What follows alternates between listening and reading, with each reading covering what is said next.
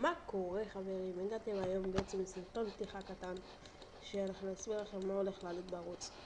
הולך לעלות בערוץ באטלפילד 3, מדריכים גם איך להוריד כל מיני דברים שטורנטים, מאפיה 2 אם תרצו, קונטר סטרייק גלובל אופנסיב, מיינקראפט כמובן, פלנטס אוף זומביז ספיישלס אני חושב.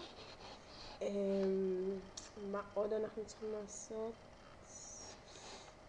אופק ועמית השותפים שלי, הם יעלו איתי, אופק יעלה איתי פיפה ובאטלפילד, עמית יעלה איתי מאפיה ומיינקראפט, וכל הסטים והאורגן שלנו הם יהיו בדיסקריפשן אם תרצו כאילו.